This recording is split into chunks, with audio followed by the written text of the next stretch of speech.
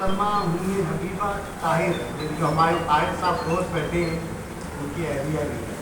تشریف لائیے محترمہ امی حبیبہ طاہر صاحب.